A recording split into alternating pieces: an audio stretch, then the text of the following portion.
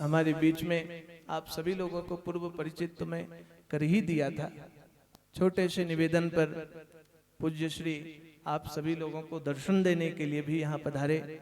पूज्य श्री धर्माधिकारी जी आचार्यों से निवेदन है स्वस्ति वाचन करें और यजमान आदि से निवेदन है पूज्य श्री का आदर सत्कार स्वागत करें।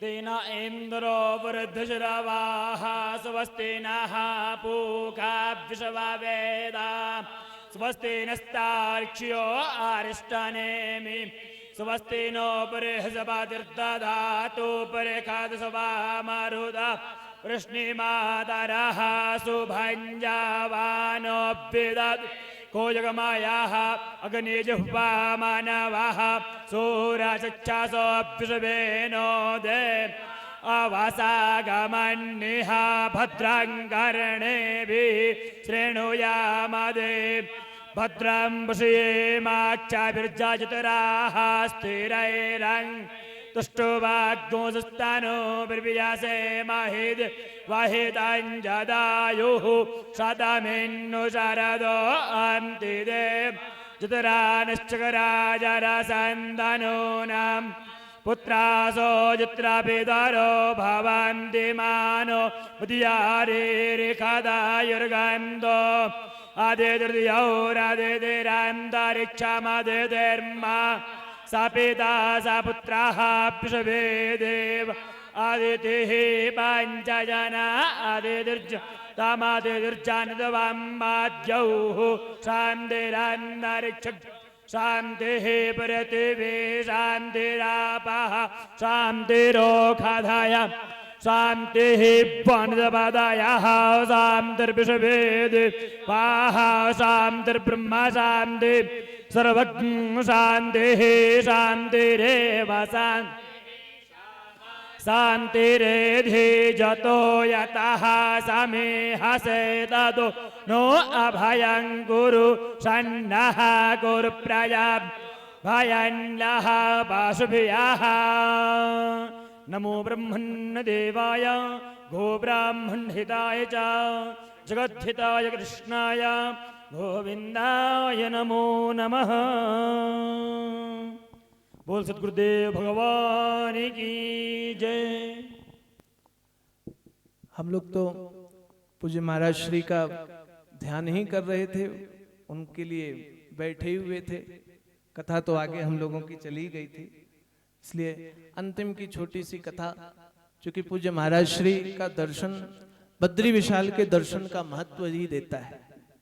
अभी आप सब तो अपने अपने घर को त्याग करके यहाँ आए हुए हैं और होटल में बैठे हुए हैं। पूज्य महाराज श्री पूज्य धर्माधिकारी जी का दर्शन मान लीजिए कि प्रत्यक्ष भगवान श्री बद्री विशाल ही आपको दर्शन देने के लिए यहाँ पधार गए। इसलिए हम लोग गोवर्धन महाराज की कथा को अंतिम में सुनेंगे। पहले पूज्य महाराज श्री का आशीर्वाद प्राप्त करेंगे, फिर संक्षिप्त में, चूंकि आप लोगों ने अनेकों बार मेरे मुख से कथाओं को सुना है, श्री गोवर्धन महाराज की कथा सुन के फिर आरती प्रसाद लेंगे। सीधे हम लोग पूज्य महाराज श्री के श्री चरणों में चलते हैं।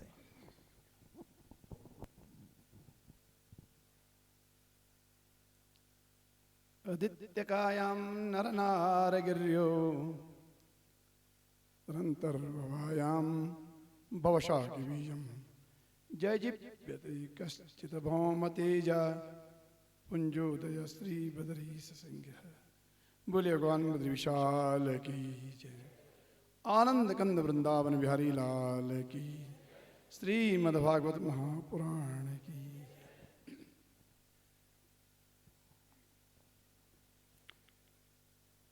व्यासासन पर विराजमान श्रीमद्भागवत जी साक्षात कृष्ण स्वरूप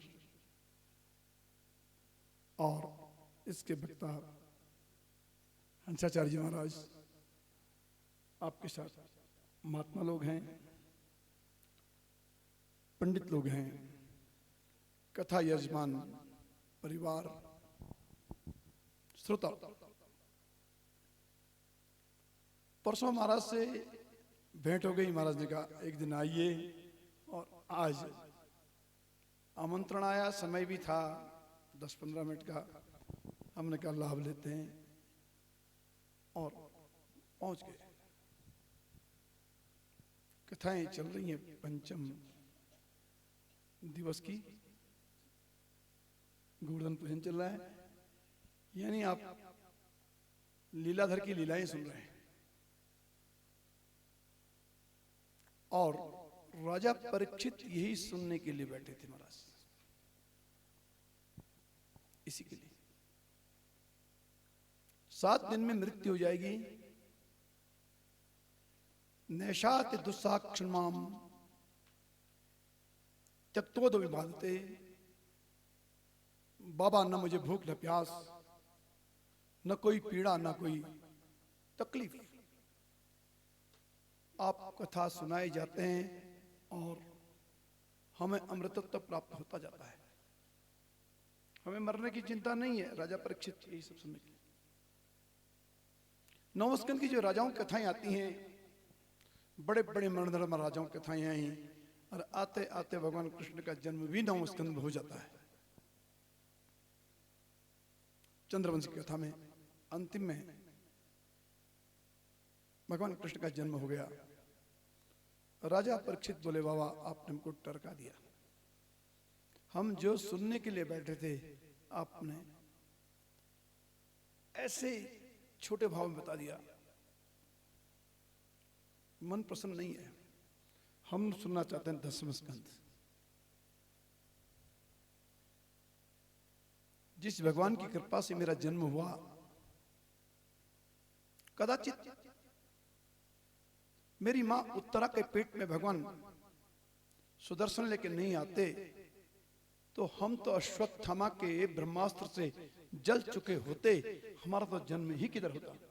द्रोण्याष्ट विप्लुष्टमिदं मदंगम संतान बीजम कुरु पांडवानां जुगोपकुक्षिम गतात चक्रो मातुश्च मेय शरणं गताया। मातुश्च मेय शरणं गताया। मेरी मां आपके शरण में गई कि बताइए मैं मर जाऊं, इस बात की चिंता नहीं है। कामम दत्त माम नाथा मामे गर्भो निपत्यताम। चिंता इस बात की है कि संतान बीजम कुरु पांडवानाम।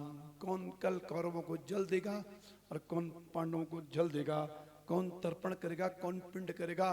कौरव पक्ष में कोई रहा नहीं और पांडव के पक्ष में एकमात्र अभिमन्यु और उसकी पत्नी उत्तरा, और उत्तरा के पेट में मैं पल रहा था। और वहां ब्रह्मास्त्र चलाया अश्वत्थामा ने, निर्वंश हो जाए पांडव, कोई बचे नहीं पांडवों के वंश में। और मेरी मां उत्तरा चिल्ला पड़ी, कृष्ण कृष्ण महाभाव, बताओ बाबा अब कौन जल देगा। मैं मर जाऊं, चिंता इस बात की नहीं है, लेकिन मां में गर्भो निपत्यताम, मेरा गर्भ बच जाए, मेरा बेटा बच जाए। और उसके बाद आप मेरी मां के गर्भ में आए। बताइए, विष्णुपादोदकं पीत्वा पुनर्जन्म न विद्यते। जिसका चरणामृत पीने के बाद पंडित लोग कहते हैं कि पुनर्जन्म नहीं होता है। बड़े बड़े महात्मा जिसकी तपस्या करते हैं कि पुनर्जन्म न हो, वो साक्षात गर्भ गोभूत मेरी मां के पेट में गया और मेरी रक्षा की। महाराज परीक्षित लोग मुझे इसलिए कहते हैं, मैं रक्षा करता रहा। मैं उसकी कथा सुनना चाहता हूं। ये कहा 10वें स्कंद के प्रारंभ में। जुगोपकुक्षिम गतात चक्रो मातुश्च मेय शरणं गताया। और जैसे ही सुखदेव महाराज ने सुना कि सामने पात्र सुनने वाला बैठा है, एवं निशम्य भृगुनंदन साधुवादम अर्भयासकिस भगवान अथ विष्णुरातम प्रत्यर्च कृष्ण चरितम कलिकल्मशग्नम अव्याहर तुम्हारवत भागवत प्रधाना। व्याहर तुम्हारवत भागवत प्रधाना। भागवत की कथा कहने लगे महाराज प्रसन्न चित्त से। श्रोता सामने बैठा हुआ यदि कथा सुन रहा है तो वक्ता कथा कहता है महाराज, जैसे गाय का दूध छटकता है ऐसी कथाएं छटकती हैं। चरित्र आते हैं। कदाचित श्रोता सो गया तो कथा सो जाती है। हमने सुना कि गाय का दूध तो सामान्य पात्र में आवे, लेकिन शेरनी का दूध दोहने के लिए सोने का पात्र चाहिए, तब कहीं शेरनी का दूध अटकता है। ऐसे ही सामने बैठा वाला पात्र चाहिए, पात्र जैसे सोने का पात्र शेरनी के दूध के लिए होता है, ऐसे सामने वाले व्यक्ति पात्र चाहिए। और ये कथा वो है, कान के रास्ते प्रविष्ट करती है, विधुनोत कल्मषम, भीतर का पाप और ताप निकाल डालती है। राजा परीक्षित के शब्द हैं कि बाबा मुझे औषधि मिल गई, सांप नहीं, सांप का दादा परदादा हो तक्षक का, अब चिंता नहीं, बीमार को औषधि मिल जावे तो फिर चिंता नहीं उसे। निवृत्त तरसई रूपगीयमानात् भवोत्सृदात्, बहुरूपी सागर से पार जाने के लिए औषधि भवोत्सृदात् श्रोत्र मनो विरामात् का उत्तम श्लोक गुणानुवादात् पुमान विरज्येत बिना पशुघ्नात्, पुमान विरज्येत बिना पशुघ्नात्। बाबा मेरे को तो औषधि मिल गई है, अब सर्प काटे इसकी चिंता नहीं है, बहुरूपी सागर से पार जाने के लिए मुझे ग्रंथ मिल चुका है, सदगुरु मिल चुके हैं। ये राजा परीक्षित के शब्द, मान संस्कृत की बात करो। गोपियां कहती हैं आगे, राजा परीक्षित को कदाचित दवा मिली हो, हम तो मरना चाह रही थी लेकिन हमें तो अमृत पी लिया हमने, अब मर ही नहीं पा रही हैं, वियोग में तेरे मरना चाहती हैं, प्राण देना चाहती हैं, लेकिन एक कथा भीतर चली गई। तव कथामृतम तप्त जीवनम कविरीडितम कल्मषापहम श्रवण मंगलम श्रीमदाततम भुवि गृह्णन्ति ते भूरिदा जना तव कथामृतम। राजा तेरी कथा अमृत है, ये भीतर चली गई, अब हम मरना चाह रही, मर नहीं पा रही हैं। धन्य हैं वो लोग जो भगवान की कथा बोलते हैं, भूरिदा जना, और जो सुनते हैं। ये कथा गोपियों के लिए अमृत है महाराज, राजा को दवा है, सर्पदंश था, गोपियों के लिए अमृत है। और 88,000 ऋषि बैठे हैं, सूत जिसे कह रहे हैं महाराज, ये ऐसा रसायन है, कदाचित व्यक्ति बीमार हो जावे, दवा पीवे, लेकिन हिमालय वासी महात्मा बीमार ही नहीं होते, ऋषि मुनि बीमार ही नहीं होते। ये रसायन पाते रसायन है, और ये रसायन हमारे लिए ऋषि मुनि महात्मा के शब्द महाराज। अज्ञान ध्वंत विध्वंस कोटि सूर्य समप्रभा सूताख्याय कथा सारम मम कर्ण रसायनम। मेरे लिए रसायन है बाबा, कान के रास्ते प्रवेश होता है। तब कथा, ये कपिलोपाख्यान में आता है, बड़ा सुंदर। सताम प्रसंगाम मम वीर्य संविदो भवन्ति ऋत कर्ण रसायना कथा, भवन्ति ऋत कर्ण रसायना कथा। ये रसायन है बाबा, और ये कान के रास्ते प्रवेश करता है, भीतर के कलमश निकाल डालता है। ये सामान्य बात नहीं माना। 88,000 ऋषियों से कह रहे हैं सूर्य से, श्रोता क्या है कथा सारम मम कर्ण रसायन, इनकी रसायन है। सुखदेव कहते हैं, भगवान शंकर कहते हैं, बाबा ये तो ऐसा आशव है जैसे पीते ही समाधिस्थ हो जाते हैं। बीते संबत सहस 87, जीवन के 87 वर्ष के निकल गए, भगवान शंकर को पता न लगता है। अमर कथा भगवत। नमो भगवते तुभ्यं कृष्णायाद्भुत वेद से पपौ ज्ञानमयम सौम्याम यन्मुखाम्बुरहासवम यन्मुखाम्बुरहासवम। बाबा ये ऐसा आशव है, बड़े बड़े महात्मा समाधिस्थ हो जाते हैं। कोई सामान्य ग्रंथ नहीं है, ये परमहंसों की संगीता महाराज, इसमें साक्षात कृष्ण तत्व छपा है। बस हम कह रहे थे कि सोने का पात्र चाहिए। देवी भगत कहता है, दिने दिने ते अधिक भक्ति भाव कथा सुराजन महनीय कीर्ते श्रोता यदेका प्रणवशृणोति वक्ता तथा प्रीतमना ब्रवीति, वक्ता तथा प्रीतमना ब्रवीति। श्रोता अगर कथा सुनता है तो वक्ता कथा कह पाता है।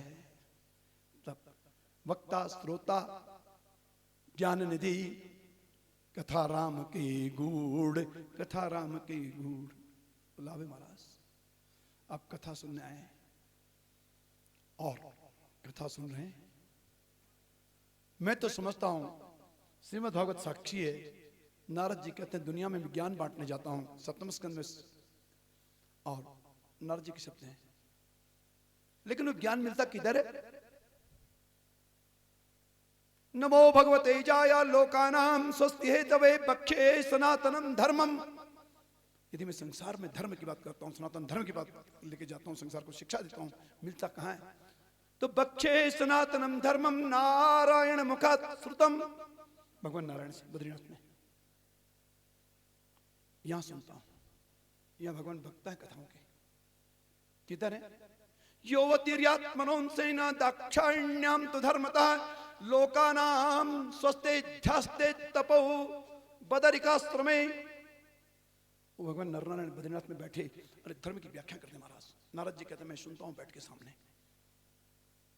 और तब मैं कथा लोगों को सुनाता हूं। वक्ता भगवान है, ब्रह्मन धर्मस्य वक्ता हम कर्ता तदनुमोदिता।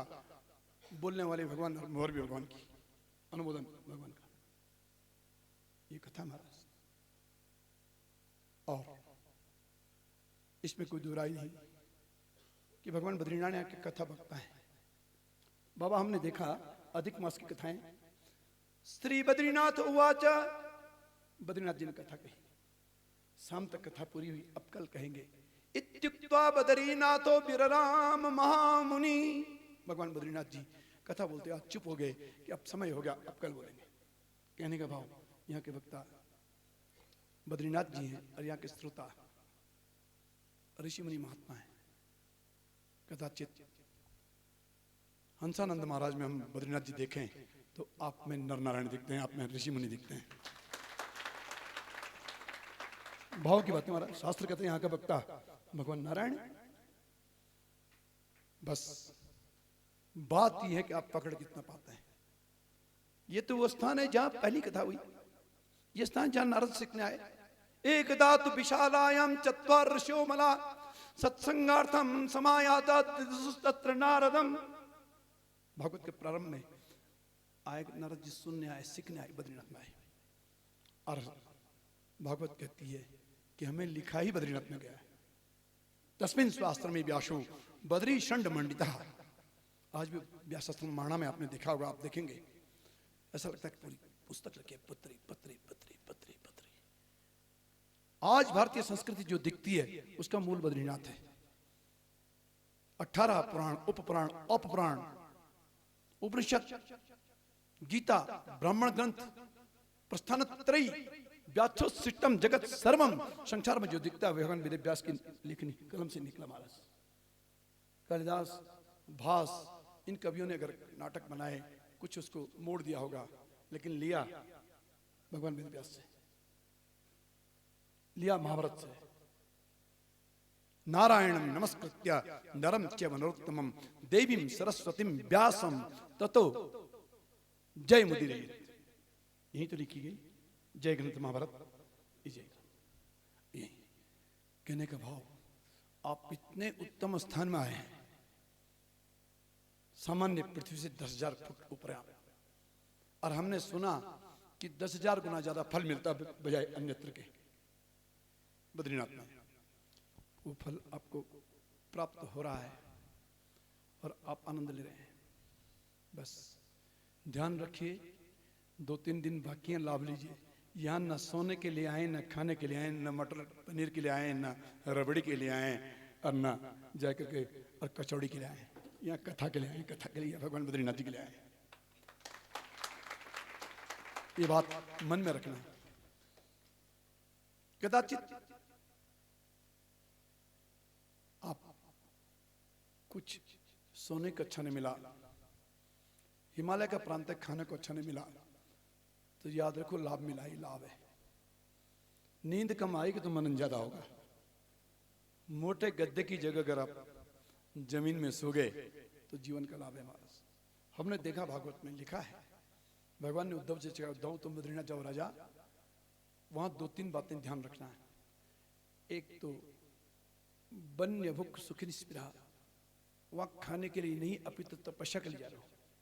जंगली मिल जाए, गच्छोद्धव मया दिष्टो बदर्याख्यम ममाश्रमम तत्र मत्पाद तीर्थो देशनानोपस्पर्शने शुचिः ईक्षया लकनंदाया विधूता शेष कल्मष बसानो बलकलान्यंग वन्य भुक सुखी निस्पृहा।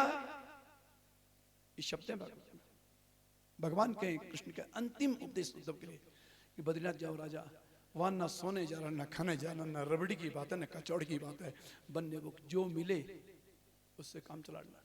बस मैंने तेरी व्यवस्था की है, कदाचित इलेक्ट्रिसिटी फेल हो जाए एक बात है, लेकिन मैंने तेरे लिए ऐसी इलेक्ट्रिसिटी लगाई है, ऐसा गीजर लगाया है, वो कभी फेल नहीं होता महाराज। मत पाद तीर्थ दे तप्त गुण, मैंने तेरे तप्त गुण की व्यवस्था की राजा।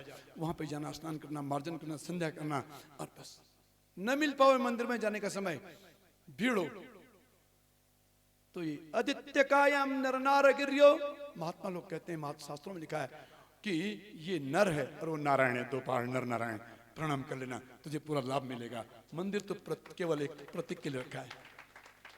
बस ये नर और नारायण, इनके दर्शन कर लेना। इच्छा अलकनंदा आया, भगवती अलकनंदा के दर्शन करना, तेरे पाप और ताप उद्धव धुल जाएंगे, तुम पूत हो जाओगे उद्धव, पवित्र हो जाओगे। तरीके बताएं यहाँ, समझो। थोड़ी व्यवस्था में तकलीफ, यात्रा जिसमें तो कष्ट हो जाए वो यात्रा नहीं तो यात्रा कैसी महाराज, थोड़ा कष्ट हो जाए। और जाते जाते 200-400 ग्राम 500 ग्राम कम हो गए तो समझो खराब छूट गया, बढ़िया बढ़िया लेके चले गए, यहां मोटे होने नहीं आए। आप तो इतने सुंदर स्थान बैठे हैं, योगा इस जगह का नाम, जहां बैठे कोई सामान्य नहीं महाराज। उधर मंदिर के अंदर बैठने वाला योगेश्वर, और ये योगा स्थान की भी एक महत्व होता है, जमीन का एक महत्व होता है, नाम का भी एक महत्व होता है। तो मैं समझता हूं सब योगी बन के जाएंगे यहां से, योगा से जब निकलेंगे बाहर घर जाने के लिए। बहुत बड़ा बहुत सुंदर स्थान। अब योगा में खैर आप बद्रीनाथ आए हैं, भगवान बद्रीनाथ आपको पूर्ण कथा का लाभ दे, ये कथा आपके जीवन की पाथे बने, और जब जीवन के कष्ट होंगे ये कथा आपको बचाने आवे। बने रणे शत्रु तथाब्धि मध्य महारणवे पर्वत मस्तके वा सुप्तम प्रसुप्तम विषमस्थितम वा रक्षन्ति पुण्यान्य पुराकृतानि। ये पुण्य आपके जीवन के आप पाए। कई लोगों का कार्यक्रम बाबा के साथ बना होगा हरिद्वार आने के लिए, बाबा हम भी आ रहे हैं, हम भी आ रहे हैं, हम भी आ रहे हैं। और कई लोग तैयार, कई टिकटें बनी होगी। एक ने कहा मेरा पोता मना कर रहा, मेरा बेटा मना कर रहा, मेरी बहू करी मत जाओ, पहाड़ है, बारिश है, हला है, फला है, रास्ते ठीक नहीं है। आते आते आते हमारा छन्नी लगती गई। जिनके पुण्य थे वो पहुंच गए, अरे बाकी अभी अटक गए। बाबा अगली कथा में लिया ना उनको, कहना जब कर उनको बोलना थोड़ा जब बढ़ाए अपना, इनकी तरह वो भी यहाँ आ जाए अगली बार, ऐसी चूक ना हो। जिनके जब थे, जिनके पुण्य थे वो पहुंच गए, और जिनके पुण्य में जरा कमी थी नीचे नीचे वहीं अटक गया बाबा। ऐसा होता है जीवन महाराज। ये पुण्य खींचते हैं और ढूंढते हैं बेटा तो किधर है। यथा धेनु सहस्रेषु वत्सो विंदति मातरम तत्तत् पूर्व कृतम पुण्यम कर्तारम अनुगच्छति। आपके साथ की ट्रेन की बर्थ खाली आ गई, आप यहाँ पहुंच गए, पुण्य ले आए। और पाप कहता है बेटा रुक जा रुक जा रुक जा, तेरे घर में काम पड़ गया, तेरे नाती का, तेरे पोते का, तेरे बेटे का, तेरे दुकान का, तेरा फला काम पड़ गया, बेटा रुक जा। कि बदंते पापानि कथन्ति चाप्रियम अरे कृतज्ञा नितराम नराधमा स्वयं समुत्पाद्य नियंतु मुद्यता। पाप कहते हैं बेटा भाई तुझे मुझे पैदा किया, तू मेरा माँ है, तू मेरा बाप है, और अब तुम नहाने जाए, गंगा स्नान जाएगा, बद्रीनाथ तक की यात्रा करेगा तो हम मर जाएंगे, इसलिए रुक जा। खींचता पीछे, तेरी गाड़ी रुक जाए बस, मैं बचा रहा हूं। पुण्य कहता है बेटा चल।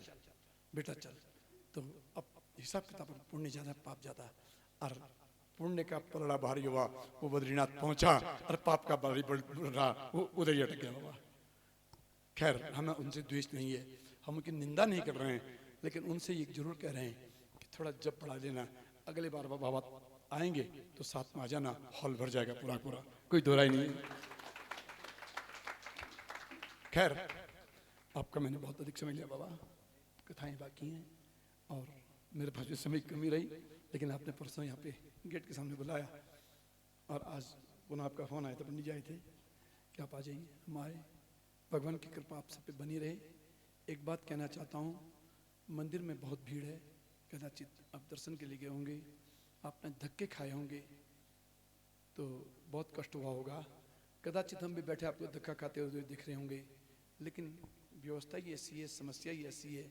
मंदिर का दरवाजा बहुत छोटा, स्थान नाम के ऊपर बहुत बड़ा, मास्टर प्लान लागू हो रहा, हो सकता है भगवान कृपा करेंगे चौड़े दरवाजे बनेंगे, हर किनारे से भगवान दिखेंगे, ऐसी आशा करता हूँ। और इस समय आप पे जो हुआ, मैं समझता हूँ कि आप पे धक्के लग गए, अब त्रिलोकी के धक्के से आप बच गए, अब नहीं लगेंगे। मयानुकूलेन नभस्वतेरितं पुमान् भवाब्दिं न तरेत् सात्महा। बाबा, तूने वो धक्का हम पे लगा दिया कि अब हमारी गाड़ी स्टार्ट है, अब रुकेगी नहीं। बस याद रखना, ये धक्का भगवान का धक्का है, तो वो लाभ आपको मिला, ये कोई कष्ट नहीं है, लाभ है। इसको कष्ट मत समझना। आप पे धक्का लगा, मैंने आपकी गाड़ी शुरू हो गई, स्टार्ट हो गई, शुरू, अब गाड़ी रुकेगी नहीं, गाड़ी चलती रहेगी। बस भगवान के नाम का जप कर लेना और भगवान का स्मरण कर लेना। जब आप प्रभात के सायंकाल भगवान का स्मरण करेंगे, भगवान बद्रीनाथ आपके पूजा स्थान में जरूर आएंगे। इन्हीं शब्दों के साथ बोलिए भगवान बद्री विशाल की। बाबा, आपने समय दिया, धन्यवाद करता हूँ, और ज्यादा समय लिया क्षमा मांगता हूँ। आप श्री एक छोटे से निवेदन पे आए, यह हो भाग्य हम लोगों का, आप सबका भी भाग्य कि पूज्य श्री आप सबों को अपनी व्यस्ततम समय को निकाल करके आपको समय देने के लिए अपने अमृतमय वाणी के साथ उदास पड़ी हुई, हताश पड़ी हुई ज्ञान वैराग्य को जगाने के लिए आ गए।